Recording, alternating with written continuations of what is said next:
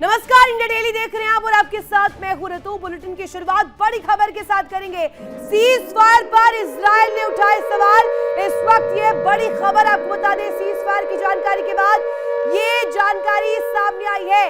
Israel की ओर से आधिकारिक बयान अभी तक नहीं आया है और सीज फायर सिर्फ बातचीत करने का आधार है, टेम्पररी इसे मेजर माना जाए, ये परमानेंट हल नहीं है। और सीज फायर सिर्फ और सिर्फ बातचीत को आगे बढ़ाने का एक आधार बन रहा है, एक बेसिस बन रहा है जिसके तहत आगे स्थिति को कंट्रोल किया जा सके और स्थिति पर किस तरीके का रुख होगा इसे भी डिसाइड किया जा सके, यानी कि रूपरेखा क्या होगी, इस बात को यहां पर इजराइल द्वारा रखा गया है। इजराइल की ओर से आधिकारिक बयान अभी तक नहीं आया है और सीज फायर सिर्फ और सिर्फ बातचीत आगे बढ़ाने का एक जरिया मात्र है, एक आधार मात्र है। इसको लेकर के अब इजराइल की तरफ से पक्ष सामने आया है स्पष्ट रूप में, जिस बात का अंदेशा जताया जा रहा था कि क्या इजराइल इस सीज फायर पर सहमत होता है, क्या वो भी हामी भरता है सीज फायर पर, इस बात को लेकर के बड़े सवाल थे।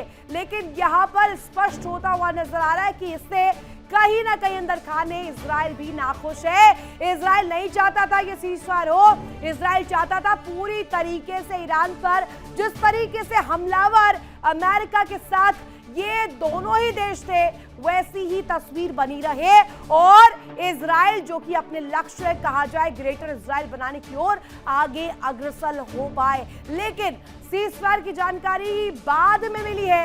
इजराइल इस पक्ष को अगर रखता है तो यानी कि इस बात के आप आंकलन को समझे कि इस दौरान जब मध्यस्थता को लेकर सभी क्रेडिट लेने की होड़ में देश इस वक्त सामने आ रहे, चाहे वो बहरीन के प्रस्ताव को लेकर हो, पाकिस्तान का जिक्र हो, अन्य देशों का जिक्र हो, इस वक्त मिडिल ईस्ट में जो शांति बनी है क्या ये शांति भी टेम्पररी है?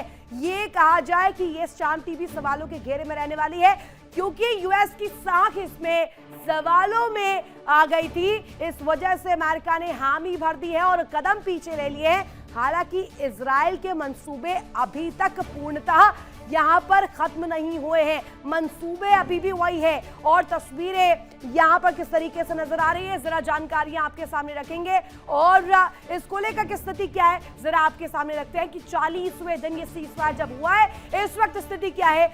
ईरान और अमेरिका के बीच जो ये तनाव था ये अब रुकता हुआ क्यों नजर आ रहा है? रातों रात कयामत कैसे सकारात्मक रूप में बदल गई, जानिए। ईरान पर 2 हफ्ते हमले नहीं होंगे अमेरिका का पक्ष, वहीं ईरान का पक्ष ये है कि 2 हफ्ते तक ही सीज फायर है, यानी कि टेम्पररी है। 2 हफ्ते बाद ये तस्वीर बदल भी सकती है और बिगड़ भी सकती है। अब क्या होगा ये तो आने वाला वक्त बताएगा। बहरहाल ईरान का 10 सूत्रीय प्रस्ताव यहाँ पर, जिसमें अमेरिका इन 10 पॉइंटर्स को रखते हुए कहा जा रहा है कि अमेरिका इन शर्तों पर ईरान को मनवाने के लिए लगातार बेताब है। ईरान की बात करें तो ईरान हॉर्मुज से आवाजाही होगी, इसको लेकर के जो पक्ष ईरान द्वारा रखा जा रहा है कि जो इसमें पैमाना है, जो नियम है और इसमें कौन जा पाएगा नहीं जा पाएगा, ये डिसीजन ईरान का रहने वाला है। इस बीच अमेरिका का पक्ष ये कहता है कि हम बातचीत के लिए तैयार हैं, राउंड टेबल बैठिए, मसले को सॉल्व करिए। लेकिन ईरान क्या कह रहा है? ईरान 10 अप्रैल से बातचीत होगी, लेकिन ये बातचीत क्या डायरेक्ट 1-on-1 होगी? क्या ये डायरेक्ट बातचीत के जरिए हल निकल पाएगा? क्या फिजिकली 2 बड़े प्रतिनिधि दोनों ही देशों के सामने आते हैं और अगर मुलाकात होती है, जिस बात के मायने अगर समझे जाए कि इस्लामाबाद में ये मीटिंग होनी है, तो इसको लेकर के तस्वीर आने वाले समय में बदलने कैसे वाली है, इसको लेकर के भी लगातार पूरे जियोपॉलिटिकल वर्ल्ड में इस वक्त हलचल है और एक्सपर्ट्स ये मान रहे हैं कि अगर ये मुलाकात होती है, 1-on-1 बात होती है, तो क्या ये temporary cease fire permanent cease fire बन जाता है? इसी को लेकर के लगातार अभी अंदेशा जताया जा रहा है। हमारे साथ खास मेहमान जुड़े हुए हैं, उनका तारुफ आपसे करवा दूं। Captain I Singh Bhadauria retired रक्षा विशेषज्ञ के तौर पर हमारे साथ कनेक्ट है, अमिताभ कुमार विदेश मामलों के जानकार, साथ ही मल्लिका पांडे विदेश मामलों की जानकार हमारे साथ कनेक्ट है और मेरी सहयोगी न्यूज रूम से मोनिका भी कनेक्ट हो चुकी हैं। सबसे पहले मोनिका, मैं आपका रुख करना चाहूंगी, उसके बाद अपने मेहमानों का रुख करूंगी। मोनिका, क्या बड़ी खबर इस वक्त सामने आ रही है? बिल्कुल देखिए ऋतु, हम सुबह से इस पर लगातार चर्चा कर रहे हैं। सीजफायर हो गया है, लेकिन ये सीजफायर किसके बीच हुआ है? ईरान अमेरिका के बीच, या फिर ईरान इजराइल के बीच, या भी सभी पक्षों के बीच? तो इन सब के बीच एक अपडेट आ रहा है, जिसके तहत आपको बता दूं, युद्ध विराम को लेकर नेतन्याहू की तरफ से बड़ा स्टेटमेंट आया है। नेतन्याहू ने क्या कुछ कहा, ये बताएंगे। नेतन्याहू ने कहा कि लेबनान पर अटैक्स नहीं रुकेंगे। सीजफायर के फैसले में लेबनान शामिल नहीं है, ये इजराइल की तरफ से पक्ष है। नेतन्याहू, इजराइल प्रधानमंत्री, उनकी तरफ से कहा गया है युद्ध विराम को लेकर साफ तौर पर कह दिया गया कि लेबनान पर हमले नहीं रुकेंगे। सीजफायर के फैसले में लेबनान शामिल नहीं है। और लगातार देखिए इस पर हम चर्चा कर रहे हैं कि युद्ध विराम आखिर किसके बीच हुआ है, इजराइल का पक्ष क्या है। 10 सूत्रीय मांगे जो है वो यहाँ पर रख दी है, ईरान ने अमेरिका को सौंप दी है, और बातचीत होगी यहाँ पर ईरान के बीच, अमेरिका के बीच, इस्लामाबाद में। लेकिन इन सब के बीच सवाल ये भी है कि इजराइल का पक्ष क्या है, और क्या ये जो लड़ाई है अंत में इजराइल और ईरान के बीच बाकी बचेगी। इसके अलावा बाकी अगर हम देखें, क्योंकि इजराइल की मंशा कुछ और थी, इजराइल का कहना था कि जो प्रॉक्सी गुट है उनका खात्मा करना है, ईरान को इतना नुकसान पहुंचाना है। प्रॉक्सी बनाम प्रॉक्सी का ये जो युद्ध है, हम देख रहे हैं शुरुआत से ही बहुत ज्यादा एक्टिव नजर आया, बहुत हलचल इसको लेकर हुई। चाहे दोनों तरफ की बात करें, एक तरफ हिजबुल्लाह हमास, दूसरी तरफ आप देखिए अगर अमेरिका इजराइल की बात करें, उनके भी जो तमाम जो सहयोगी देश थे, जो एलाइज थे, अगर प्रेशर में ही कहे लेकिन कर तो समर्थन ही रहे थे। मलिका जी, इसी पर आपका एक इसकी राय जानना चाहूंगी। सीज फायर का ये फैसला टेम्पररी फैसला है, परमानेंट फैसला है, ये बड़ा सवाल तो बना हुआ है। लेकिन इस बीच ये पक्ष कि इजराइल को जानकारी नहीं थी, अमेरिका और ईरान के बीच सीज फायर हुआ है, इजराइल इसमें कहीं से भी नहीं है। बिल्कुल। नमस्कार रितु जी। देखिए, कल एक डर का माहौल था और अब ट्रंप ने डिक्लेयर कर दिया है सीज फायर। बट पिछली बार भी आप देखिए, ट्रंप ने जब मार्केट्स को काम डाउन करने के लिए एक सीज फायर किया था, तो आपको पिछली बार याद होगा कि उसी समय अमेरिकन नेवी ने एक अपना एयरक्राफ्ट कैरियर वहां पर उसके पास ले आए थे, बॉर्डर के पास ले आए थे। उसके बाद एक वीडियो भी डाला था जिसमें से हम देख रहे थे एक फाइटर जेट उड़ते हुए जा रहा है। उसके बाद हमने देखा कि इसराइल ने कंटिन्यूअसली सिविल इंफ्रास्ट्रक्चर को अटैक किया, आईआरजीसी के इंफ्रास्ट्रक्चर को अटैक किया, और उसने साफ साफ मना कर दिया कि हम कोई सीज फायर नहीं मानते हैं। अभी रितु जी, हम देख रहे हैं कि कहीं ना कहीं डिवीजन बन चुका है ट्रंप के एजेंडा में और नेतन्याहू के एजेंडा में। पूरी युद्ध में हम कहीं ना कहीं देख रहे हैं कि कभी ट्रंप बोल रहे हैं कि रिजीम चेंज हमें चाहिए, कभी बोलते हैं वो नहीं चाहिए। वही इसराइल कॉन्स्टेंटली, चाहे वो सीज फायर बोले, चाहे वो स्टेबिलिटी के बारे में बोले, इसराइल को कुछ भी नहीं चाहिए। इसराइल को सीरिया 2.0 चाहिए, नेक्स्ट 2.0 बनाना चाहता है ईरान को। और कहीं ना कहीं जैसे ही सीज फायर की बात आती है तो कंटिन्यूअसली और बराज ऑफ मिसाइल्स हम देखते हैं इसराइल छोड़ देता है ईरान के ऊपर। कॉन्ट्राडिक्टरी माने क्या? एक तरह से अगर देखा जाए, मोनिका के पास एक बड़ी खबर है, वापस आऊंगी मोनिका का, एक बार रुक करूंगी, इस पॉइंट को भी आपसे जानूंगी कि क्या इसमें भी कॉन्ट्राडिक्शन है क्या? अभी चाहे इसराइल इम्प्रैक्टिकल इसे जरूर बता रहा हो, इसराइल ये पक्ष रख रहा हो कि लेबनान तो समर्थन दे ही नहीं रहा है, आपने किया कैसे सीज फायर? एक बार मोनिका का जल्दी से रुक करते, उसके बाद आ रही हूँ वापस। बिल्कुल है। देखिए ऋतु, लगातार हम खबर बता रहे हैं सीज फायर को लेकर, और इन सब के बीच सीज फायर को लेकर सूत्रों के हवाले से बड़ी खबर बता दें। देखिए यहाँ पर कहा जा रहा है ईरानी सुप्रीम लीडर ने हमले रोकने के आदेश दिए। सीज फायर की घोषणा के तकरीबन 2 घंटे बाद यह आदेश आया। ईरानी सुप्रीम लीडर ने हमले रोकने के आदेश दे दिए हैं। सीज फायर हुआ और 2 घंटे बाद यह आदेश आया है, क्योंकि हम देख रहे हैं सीज फायर की घोषणा, सीज फायर हुआ है, लेकिन उसके बाद भी अगर देखें तो मिसाइल अटैक्स हो रहे हैं, और तमाम देशों में जो आसपास के खाड़ी इलाके, वहां पर अलर्ट भी जारी हो रहे हैं। इन सब के बीच ये बड़ी जानकारी साझा कर रहे हैं सूत्रों के हवाले से, जहां पर यह बताया जा रहा है कि ईरानी सुप्रीम लीडर ने हमले रोकने के आदेश दिए हैं, और सीज फायर की घोषणा के करीब 2 घंटे बाद ये आदेश आया है। अब इस आदेश के बाद क्या ईरान की तरफ से अचानक से ये हमले होने बंद हो जाएंगे इजराइल पर, या फिर आसपास के इलाकों पर? ये देखना होगा, क्योंकि अभी भी हम देख रहे थे सीज फायर का ऐलान कर दिया गया अमेरिका की तरफ से, लेकिन फिर भी ये हमले हो रहे थे। अब ऐसे में देखना होगा कि अब इसके बाद क्या होता है, क्योंकि ईरान में भी हम देख रहे थे, ईरान में भी कहीं ना कहीं अगर देखें तो बहुत सारे पक्ष हो गए। ये भी कहा जा रहा है कि ईरान में सभी पक्षों को नहीं पता इस बाबत की सीज फायर हो चुका है। ईरानी सरकार कुछ कह रही है, आईआरजीसी की तरफ से अलग चीजें देखने को मिल रही हैं। सो एक तो अलग अलग गुट पहले बने हुए हैं, किसके बीच बीच सीज फायर हुआ है, इसके साथ ये भी कि ईरान में भी क्या सहमति बन गई है, क्योंकि इससे लेकिन पहले लेकिन भी मोनिका, अभी तो लबुलुआब अगर निकालें तो अगर घोषणा कर दी है हमले रोकने की, मोश्तबा की तरफ से ही घोषणा बाकायदे की गई है, तो यानी कि ईरान तो कम से कम इस पक्ष में अभी नजर आ रहा है। बेशक से अंदर खाने अगर कुछ संगठन हो जो कि इसका विरोध कर रहे हो, let us take this way कि हम अभी ईरान के पर्सपेक्टिव से देखिए तो ईरान अभी सहमत है, सीज फायर हो जाना चाहिए। लेकिन दिनेश सर, इसके बाद अमिताभ जी आ रही हो आपके पास भी, और साथ ही साथ हमारे साथ खास मेहमान आई सिंह जी भी जुड़े हुए हैं, उनका भी रुख करूंगी। लेकिन दिनेश सर, इसे जरा एक्सप्लेन कीजिएगा, इसकी प्रैक्टिकलिटी कितनी ज्यादा बढ़ जाती है कि एक देश जो कि अलाय बनकर आपके साथ लड़ रहा था, और ये लड़ाई भी असल तौर पर, ओरिजिनल तौर पर इजराइल की थी, लड़ाई अमेरिका की तो थी नहीं, अमेरिका तो बीच में घुसा है। अब अमेरिका ने अपने आप ये फैसला लिया सीज फायर करने का, इजराइल इसे सीधे से नकार रहा है। अगर कहा जाए बयानों की बात, तो बयानों में तो ऐसा तो नहीं कह सकते कि अमेरिका गलत फैसला ले रहा है, because this will show the war is not going according to them. देखिए मैडम, ऐसा है कि सीज फायर अनाउंसमेंट होने के बाद जो है इजराइल की तरफ से भी एक स्टेटमेंट आई थी कि हम 15 दिन के लिए इस सीज फायर की रेस्पेक्ट करेंगे। लेकिन इसके साथ साथ हमें ये भी सोचना पड़ेगा कि जिस प्रकार से रिएक्शन आ रहे हैं ईरान की तरफ से कि उनके जो सुप्रीम लीडर ने, जैसा कि आपने बताया कि सीज फायर का अनाउंस कर दिया है, लेकिन साथ ही साथ उन्होंने एक प्रकार की कड़ी वार्निंग भी दी है कि हमने ट्रिगर के ऊपर जो है उंगली हटाई है, लेकिन अभी भी जो है हमने अपने हथियार जो है उनको डाउन नहीं किया। किसी प्रकार की भी अमेरिका की तरफ से कोई हिमाकत होती है तो उसका मुंह तोड़ जवाब दिया जाएगा।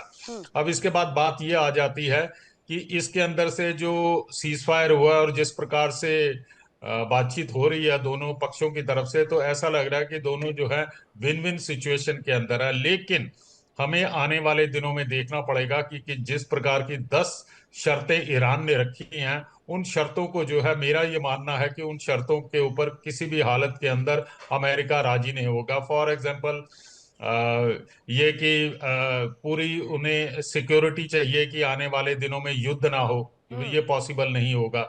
दूसरा, रिकंस्ट्रक्शन के लिए जो है अमेरिका जो है उसको मुआवजा दे, और तथा इसके साथ जो है पूरी तरह से 100% सैंक्शन हटा दी जाए।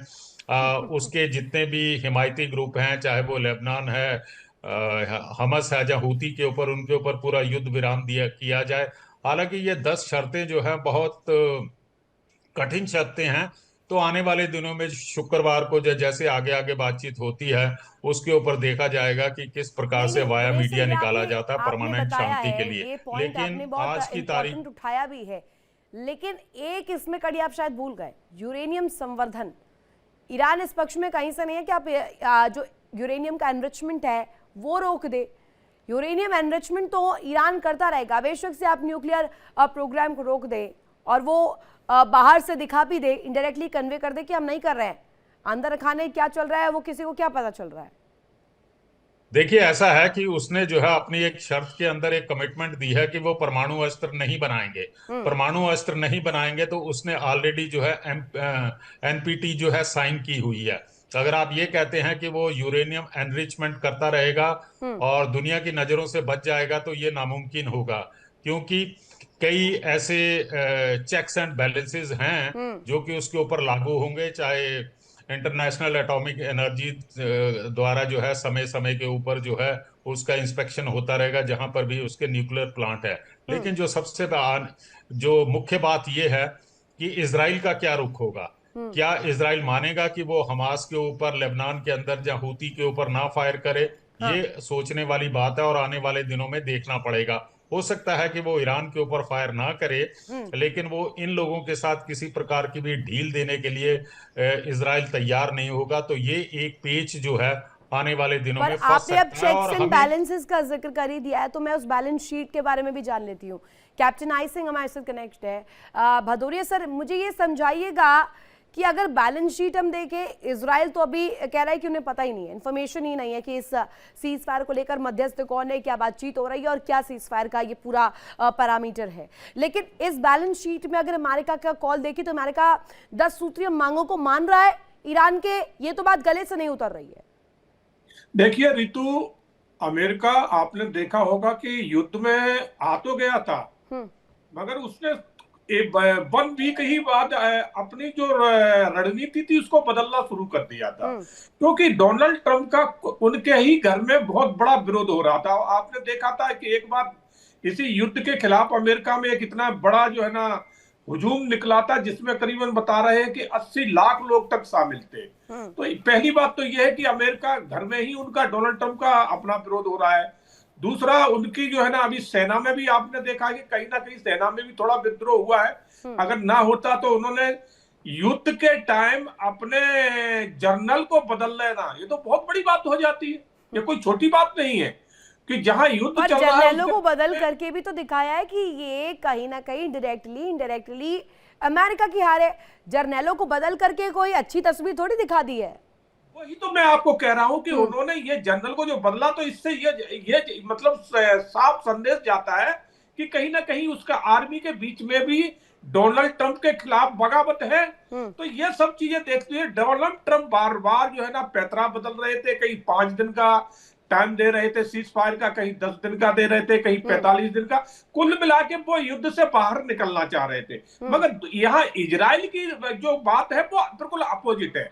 अब वो इजराइल ने कभी नहीं कहा कि हम युद्ध खत्म करेंगे, क्योंकि उससे मालूम है कि हम जितना अभी ईरान को डेंट पहुंचा देंगे वो हमारे नेक्स्ट भविष्य के लिए अच्छा होगा। क्योंकि ईरान ही एक ऐसा है कि जिसकी वजह से हूती हो, हमास हो, और एक हिजबुल्लाह जो हो, लोकेशन भौगोलिक स्थिति को देखें तो ईरान एक ऐसी भौगोलिक लोकेशन पर है, ज्योग्राफिकल लोकेशन अगर ईरान की हम देखें, वहां से अगर इसी तरीके की रेजिम चलती रही और ऐसा ही मुंहतोड़ जवाब अगर मिलता रहा तो ये इजराइल के लिए भी आगे बड़ा खतरा रह सकता है। और अमेरिका तो क्योंकि एलाई है, अमेरिका अपने पर्सपेक्टिव से हर चीज को ढाल ही देता है। मोनिका के पास बहरहाल एक बड़ी खबर सामने आ रही है, उसके बाद आ रही हूं मैं अमिताभ जी आपके पास भी। बिल्कुल, देखिए ऋतु, बड़ी खबर आ रही है। अमेरिका ईरान सीज फायर को लेकर ये अपडेट बता दें, ईरान ने आधिकारिक तौर पर ये जो सीज फायर है इसे स्वीकार कर लिया है, युद्ध विराम को स्वीकार कर लिया है। और सीज फायर के बाद ईरान ने स्ट्रेट ऑफ हॉर्मुज को खोल दिया है। जैसे कि पहले कहा जा रहा था कि स्ट्रेट ऑफ हॉर्मुज को खोला जाएगा, अब स्ट्रेट ऑफ हॉर्मुज जो है वो खोल दिया गया है ईरान ने आधिकारिक तौर पर, यानी कि युद्ध विराम को स्वीकार कर लिया है। इससे पहले अपडेट हमने दिया था कि ईरानी सुप्रीम लीडर ने हमले रुकने के आदेश दिए थे युद्ध विराम के मद्देनजर, और अब ये इंफॉर्मेशन मिल रही है कि स्ट्रेट ऑफ हॉर्मुज को खोल दिया गया है सीज फायर के बाद। ये भी एक बड़ी कंडीशन थी कि स्ट्रेट ऑफ हॉर्मुज को खोल दिया जाए, और ये कंडीशन यहाँ पर फुलफिल होती हुई दिखाई दे रही है। स्ट्रेट ऑफ हॉर्मुज को खोल दिया गया है।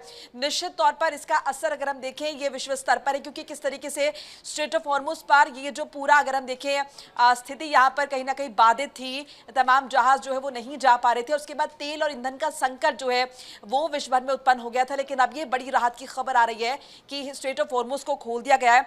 इन सब के बीच देखिए ये भी, क्योंकि ईरान पहले कह चुका है कि 2 हफ्ते के लिए स्ट्रेट ऑफ हॉर्मुज को खोला गया है, यानी कि अगर उसकी जो बातचीत होनी है 10 पॉइंटर्स जो है उस पर अगर एक और लाइन ऐड ऑन कर लीजिए मोनिका, सशर्त खोला गया है, इसमें शर्तों को और कंडीशंस रखी गई हैं ईरान द्वारा कि उन कंडीशंस पर ही आगे आवाजाही हो पाएगी। अमिताभ जी इसको जरा क्लियर कीजिएगा, स्ट्रेट ऑफ हॉर्मुज बंद रहेगा, खोलेगा, ये पूरे अंतर्राष्ट्रीय पटल पर चर्चा जरूर हो रही थी कि अगर खुलता है तो किस तरीके से इफेक्ट होगा, इसका पैरामीटर क्या रहने वाला है, अगर बंद रहता है तो किस तरीके से दंड झेलेंगे, और आम आदमी की जेब पर तमाम देशों में क्या असर पड़ने वाला है। लेकिन अमेरिका तो इसमें भी एज ले रहा था, 20% कारोबार अगर स्ट्रेट ऑफ हॉर्मुज से रुक जाता है तो फायदा किसको हो रहा था। वो तो कह रहे थे कि तेल आप ले लीजिए, वेनेजुएला वाला तेल भी हमारे पास ही है। नहीं, ये स्थितियां जो है ना ये केवल ब्रेक लेने के लिए की गई हैं। अच्छा, कोई किसी चीज पे, किसी शर्त पे राजी नहीं होने वाला है। ईरान की शर्तें भी जो है पाकिस्तान की कोशिशों से थोड़ा रुक तो गया है अमेरिका, लेकिन ये कुछ रुकने वाला नहीं है, ये मुझे बहुत स्पष्ट नजर आ रहा है। और ये जो जलडमरू मध्य खोलने की बात हो रही है तो इसमें है कि ईरान की जो सशस्त्र सेनाएं हैं उसकी इजाजत लेकर आप पार कर सकते हैं।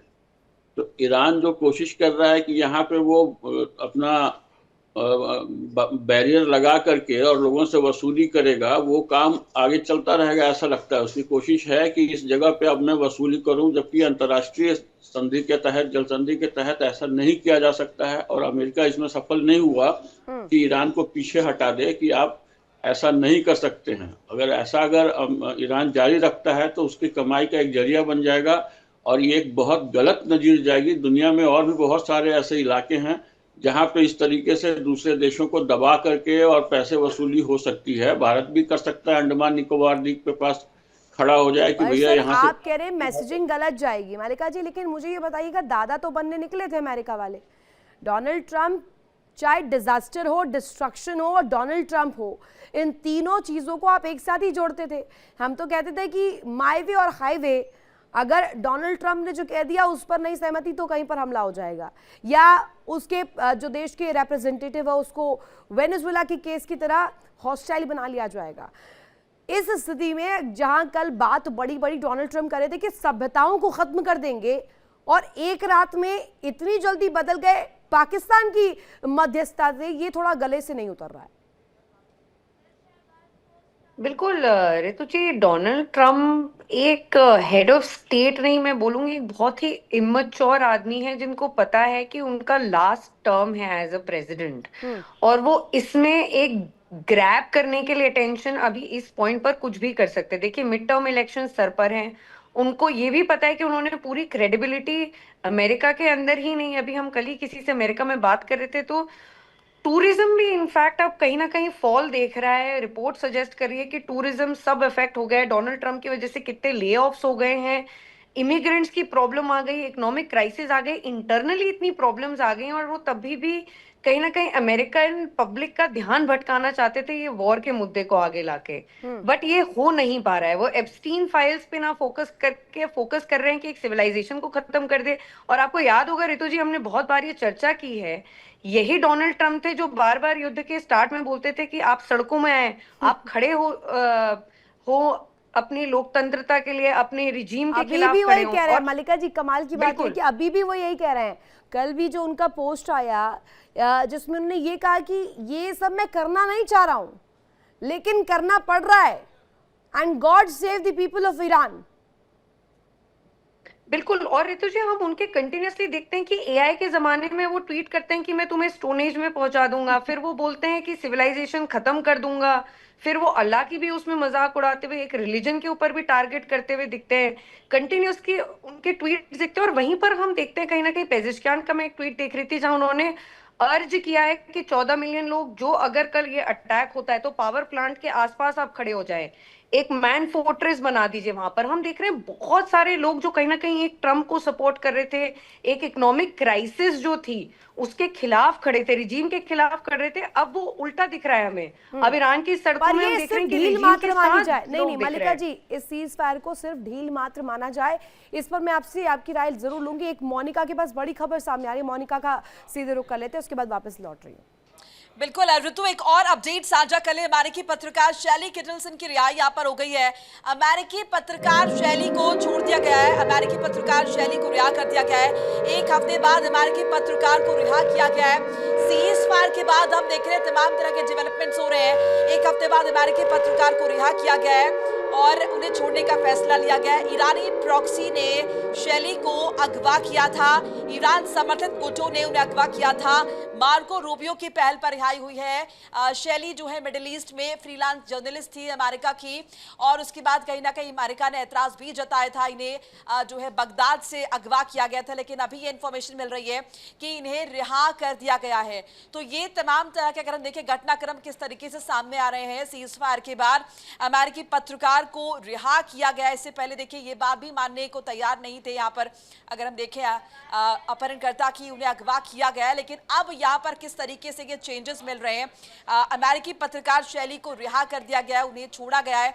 एक हफ्ते बाद तकरीबन एक हफ्ते जो है उन्हें रखा गया था अपहरण करके, लेकिन अब उन्हें रिहा करने का फैसला लिया गया है। सो ये एक और कदम जो है वो नजर आ रहा है सीज फायर के बाद। अब इसके बाद और क्या क्या चीजें होती हैं ये देखना महत्वपूर्ण होगा। अभी हम हमने देखा किस तरीके से स्ट्रेट ऑफ हॉर्मुज को खोल दिया गया है। ईरान ने ऑफिशियली कह दिया है कि अब ईरान की तरफ से एयर स्ट्राइक नहीं होंगे, ईरान की तरफ से हमले नहीं होंगे। अमेरिकी पत्रकार को और पत्रकारों को रिहा करने का जो ये सिलसिला है, ये दिखाता है कि ऐसा नहीं है कि सिर्फ और सिर्फ यूएस स्ट्रेटेजिक अप्रोच के साथ आगे बढ़ रहा था। ये अप्रोच उन संगठनों का भी था कि अंदर से प्रेशर बनाया जाए। जैसे कि हम देख रहे थे वो हमले बैक टू बैक अमेरिका पर नहीं हो रहे थे, हमले हो रहे थे गल्फ कंट्रीज पर। और दिनेश सर, ये मुझे बताइएगा, अभी अगर देखा जाए ये हार मैं इजराइल की मानूं, ये हार मैं अमेरिका की मानूं, या सिर्फ और सिर्फ डोनाल्ड ट्रंप की मानूं? मैडम जरा 2 मिनट का समय दीजिएगा। देखिए मैडम, ऐसा है कि जैसा पांडे मैम ने बताया है डोनाल्ड ट्रंप साहब के बारे में, तो मैं भी उसमें ऐड करना चाहता हूं कि डोनाल्ड ट्रंप साहब जो है अमेरिकन हिस्ट्री के अंदर सबसे एक प्रकार के बहुत ही अनप्रेडिक्टेबल और अनकन्वेंशनल टाइप के जो हैं प्रेसिडेंट साबित हुए हैं। मुझे क्षमा कीजिए अगर मैं उनकी तुलना हमारे हिंदी फिल्मों के खलनायक के साथ कम करूं, तो ये थोड़ा ठीक नहीं होगा, क्योंकि जिस प्रकार की उन्होंने भाषा का प्रयोग किया, ईरान के बरखिलाफ किया और उसके बाद उन्होंने फ्रांस के प्रेसिडेंट के बारे में कहा, तो ये बिल्कुल ही निंदनीय है जो कि बैठा हुआ एक शीर्ष नेता इस प्रकार की भाषा करता। अब इसके अंदर और बातें समझ लेते हैं कि किसकी हार किसकी जीत, तो इसको अभी डिसाइड करना जो है थोड़ा सा मुश्किल होगा। लेकिन इजराइल जो था वो अपने ऑब्जेक्टिव के लिए डे 1 से ही क्लियर था। उसका एम है कि ईरान को इतना कमजोर करना है कि आने वाले दिनों के अंदर वो जो है इजराइल के लिए किसी प्रकार का खतरा ना हो। और मेरा ये मानना है एज ए आर्मी मैन कि उसने बहुत हद तक जो है अपने मिलिट्री ऑब्जेक्टिव जो है उनको हासिल कर लिया। अब बात आ जाती है अमेरिका के ऊपर। देखिए मैडम, ऐसा है कि हमें सिर्फ एक नजरिए से या एक ही चश्मे से ये नहीं देखना चाहिए कि डोनाल्ड ट्रंप जो हैं या अमेरिका का ईरान के अंदर क्या कूद पड़ना। इसके पीछे की जो बहुत बड़ी जो राजनीति जो है वो बहुत ही भयानक और बहुत ही दुविधा से भरी हुई है। बिकॉज अमेरिका का जो है कि स्थिति अभी ये जो बनी है यही रहेगी या आगे इसमें कुछ और तब्दीलियां होंगी? कैप्टन आई सिंह से मैं जानना चाहूंगी।